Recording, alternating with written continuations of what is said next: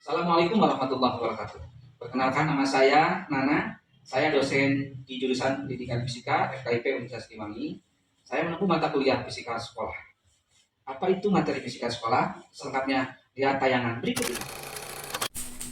Halo teman-teman, apa kabar? Pada video kali ini, kita akan membahas mengenai kalor. Adapun pembahasan pada materi kalor ini kita bagi menjadi 4 bahasan. Yang pertama yaitu suhu dan pemuaian, yang kedua yaitu pemuaian benda, yang ketiga yaitu kalor, dan yang terakhir adalah perpindahan kalor. Untuk pembahasan lebih lanjut, yuk kita simak videonya sampai akhir. Pada pembahasan yang pertama, di sini kita akan membahas mengenai suhu dan pemuaian. Yang pertama yaitu termometer.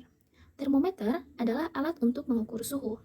Termometer memanfaatkan sifat termometrik untuk mengukur suatu suhu. Sifat termometrik adalah sifat fisis yang berubah jika dipanaskan, misalnya volume zat cair. Kedua, yaitu tentang jenis-jenis termometer. Karena terdapat beberapa sifat termometrik bahan, maka tentu termometer juga terdapat dalam beberapa jenis. Nah, jenis-jenisnya dapat teman-teman lihat ya di dalam tabel yang berikut ini. Pembahasan ketiga yaitu mengenai kalibrasi termometer. Di sini ada 4. Yang pertama, menentukan titik tetap bawah. Titik tetap bawah digunakan sebagai acuan pengukuran terendah termometer. Kedua, menentukan titik tetap atas. Titik tetap atas digunakan sebagai acuan pengukuran suhu tertinggi termometer. Ketiga, membagi jarak antara titik tetap bawah dan titik tetap atas termometer menjadi beberapa bagian yang sama. Dan yang terakhir, memperluas jangkauan pengukuran yang lebih besar. Skala termometer dapat diperluas dengan menetapkan skala di bawah tetap bawah atau di atas tetap atas. Pembahasan keempat yaitu mengenai jenis-jenis skala termometer, yang dimana ada 4. Yang pertama, skala Celcius, kedua ada Fahrenheit, ketiga ada Reaumur, dan yang keempat ada Kelvin. Yang pertama mengenai skala Celcius. Pada skala Celcius, titik tetap bawah ditandai dengan skala 0 Celcius, dan titik tetap atas ditandai dengan 100 derajat Celcius. Skala ini diajukan oleh Anders Celsius dengan menetapkan titik lebur es sebagai titik tetap bawah dan titik didih air sebagai titik tetap atas. Kedua yaitu Fahrenheit. Nah, diajukan oleh fisikawan Jerman, yaitu Daniel Gabriel. Pada skala Fahrenheit, titik tetap bawah ditandai dengan angka 32 Fahrenheit dan titik tetap atas ditandai dengan 212 Fahrenheit. Fahrenheit ini menetapkan titik tetap atas dan titik tetap bawah berdasarkan titik beku dan titik didih air murni pada tekanan 1 atm. Hubungan skala Celcius dengan angka Fahrenheit dinyatakan dengan persamaan berikut, yaitu TF dikurangi 32 dibagi dengan TC sama dengan 9/5. Untuk TF yaitu suhu dalam skala Fahrenheit dan TC yaitu suhu dalam skala Celcius. Yang selanjutnya yaitu skala Reaumur. Skala Reaumur digagas oleh Antoine Verhaert. Pada skala Reaumur, titik tetap bawah ditandai dengan angka 0 derajat Reaumur dan titik tetap atas ditandai dengan 80 derajat Reaumur. Hubungan skala Reaumur dengan skala Celcius dapat dinyatakan dengan persamaan TC per TR sama dengan 5/4. Dengan TR yaitu suhu dalam skala Reaumur dan TC merupakan suhu dalam skala Celcius. Dan yang terakhir yaitu skala Kelvin. Skala Kelvin ini diajukan oleh fisikawan Inggris yaitu Lord William Thomson Kelvin.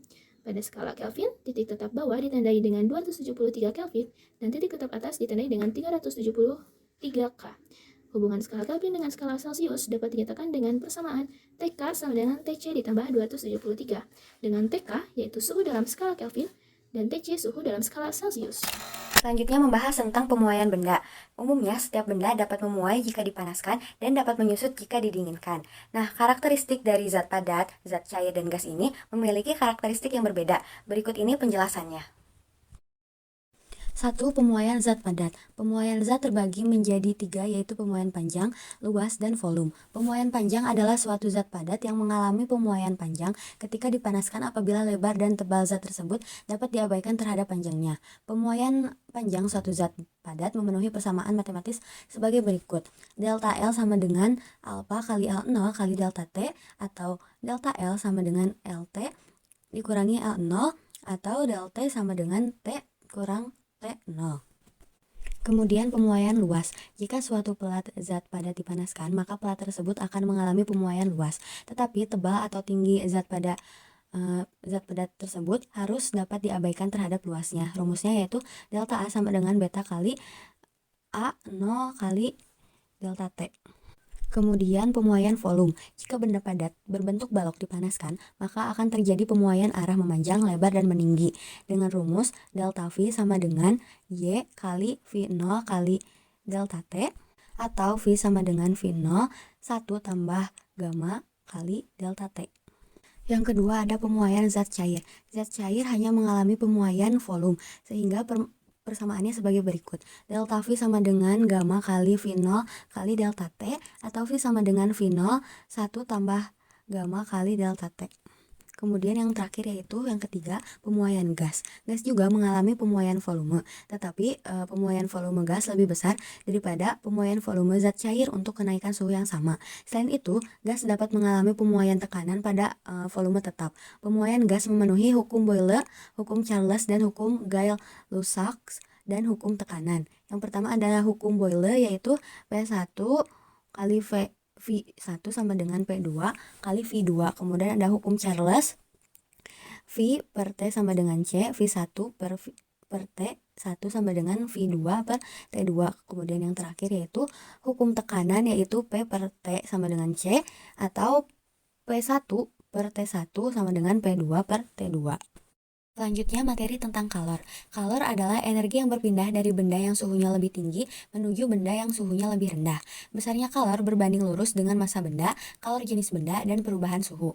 Besarnya kalor dapat dinyatakan dengan persamaan berikut, yaitu Q sama dengan mc delta T. Kemudian ada besaran-besaran pada kalor. Yang pertama yaitu kapasitas kalor. Kapasitas kalor adalah banyaknya kalor yang diperlukan untuk menaikkan suhu suatu benda sebesar 1C atau 1K. Rumus besaran kapasitor kalor yaitu C sama dengan Q per delta T, atau C sama dengan M kali C. Kemudian yang kedua yaitu kalor jenis. Kalor jenis adalah perbandingan antara kapasitas panas dengan massa benda atau banyaknya kalor yang diperlukan untuk menaikkan suhu 1C dari 1 kg zat tersebut. Secara matematis, besaran kalor ini dinyatakan sebagai berikut, yaitu C sama dengan Q per M kali delta T. Kemudian yang ketiga yaitu kalor lebur.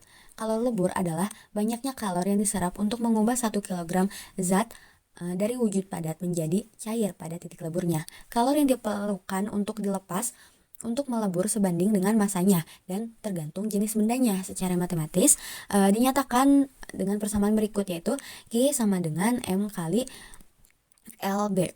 Kemudian ada yang keempat yaitu kalor didih. Kalor didih adalah banyaknya kalor yang diserap untuk mengubah 1 kg zat dari wujud cair menjadi uap pada titik didihnya. Secara sistematis dinyatakan dengan Q sama dengan M kali L Y. Kemudian yang kelima yaitu hukum kekekalan energi. Hukum kekekalan energi untuk kalor memenuhi asas yang diajukan oleh Joseph Black, yaitu pada pencampuran dua zat yang secara sistematis dapat dinyatakan sebagai berikut, yaitu Q lepas sama dengan Q terima, atau M1C1 delta T1 sama dengan M2C2 delta T2.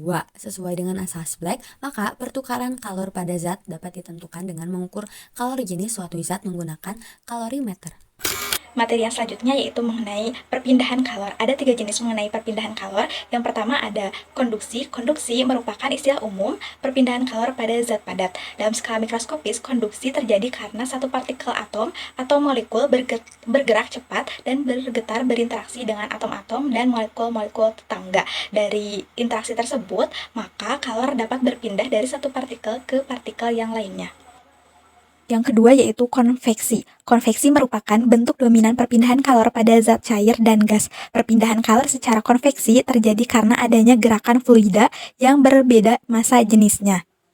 Yang ketiga yaitu radiasi. Radiasi merupakan salah satu mekanisme perpindahan kalor dalam bentuk gelombang elektromagnetik tanpa melalui satu zat perantara. Sebagai contohnya, panas matahari dapat mencapai ke benda dengan mekanisme radiasi sehingga mampu melewati ruang hampa. Yang terakhir yaitu mengenai penerapan kalor dan perpindahan kalor dalam kehidupan sehari-hari. Kalor adalah energi yang berpindah dari benda yang suhunya lebih tinggi menuju benda yang suhunya lebih rendah.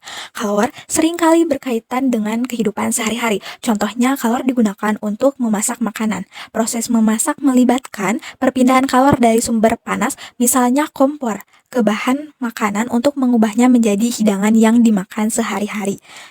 Kemudian, dalam kehidupan beragama, ada beberapa agama yang memiliki tradisi berpuasa, di mana penerapan kalor dan energi dalam makanan menjadi sangat penting. Saat berpuasa, orang-orang membatasi konsumsi makanan dan minuman mereka selama periode tertentu dalam rangka upaya rohani. Pemahaman tentang kalori dan asupan energi menjadi relevan dalam menjalankan praktik ini dengan baik.